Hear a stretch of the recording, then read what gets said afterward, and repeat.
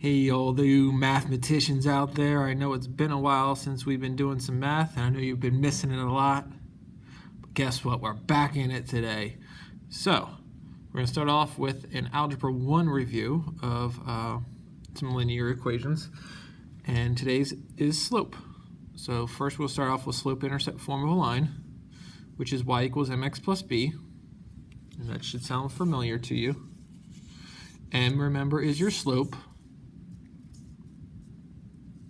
Slope is the steepness of the line, and b represents your y-intercept, which remember is where the graph crosses the y-axis. And if we look at a sketch here, remember y-axis is going up and down. This would be your y-intercept right there, because that's where the graph crosses the y-axis. As I'm doing these videos, you should be taking notes on your note packet as well, just as a reminder.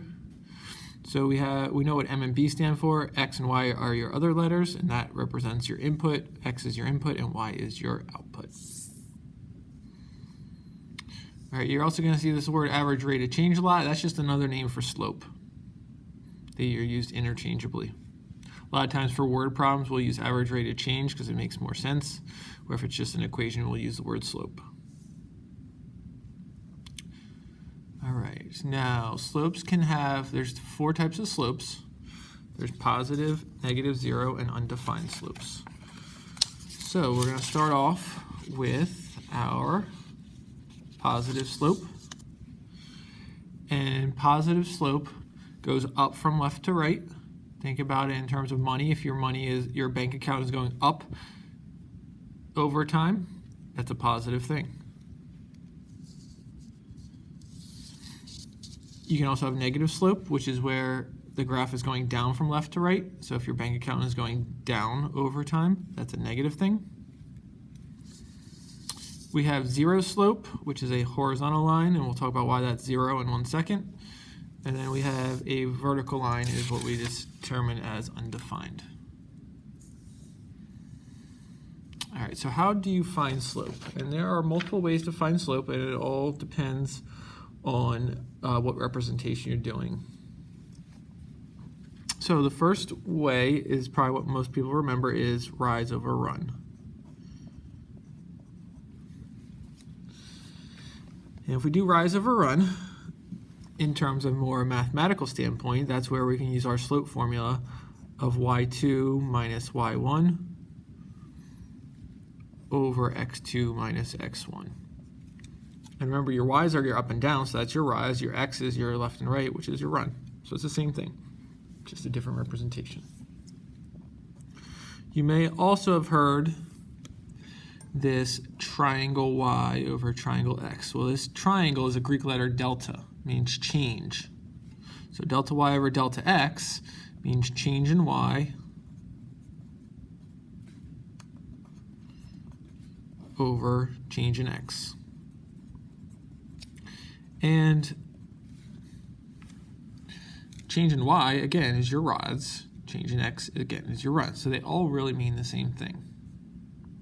Now, if we look back at this zero slope, why this is considered 0, if we think about our rise over our run, our rise here is 0 because we're not going up or down. And your run is however many units you want. So I'll say 4, and 0 over 4 is 0. So that's why it's a 0 slope. And in terms of our undefined, the vertical here,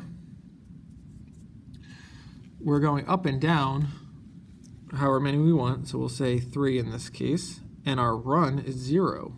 And you can't you're not going left or right, so it's running 0. You cannot divide by a 0. It's undefined by definition. You can't break 3 people into 0 groups. It's impossible.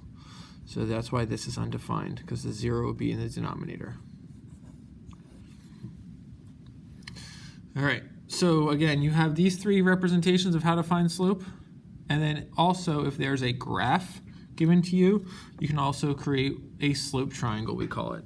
So to create a slope triangle, you're trying to find 2 points where the line crosses intersection of grid lines. So for example, my line is clearly intersecting these 2 grid lines here.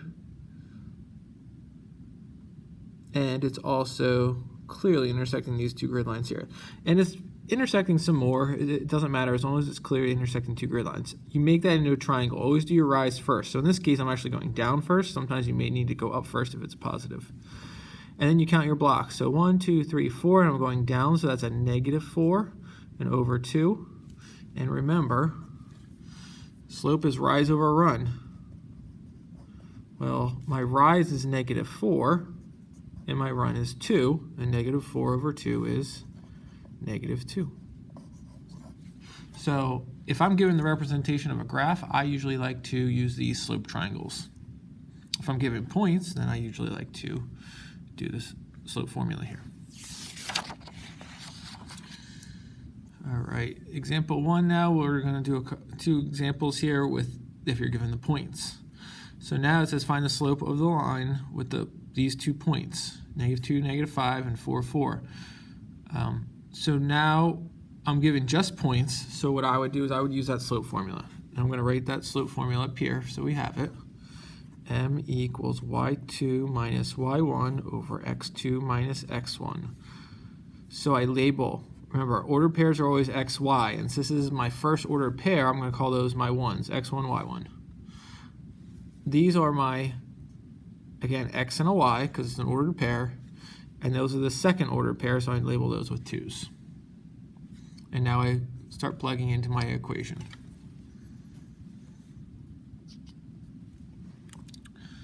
So we have y2, which is 4, minus y1, which is -5, over x2, which is 4, minus x1, which is -2. We then go ahead and do our careful of our signs. The 2 negatives make a positive, so it'd be 4 plus 5 over 4 plus 2. And we end up with 9 over 6, and we always want to reduce. In that case, it would be 3 over 2.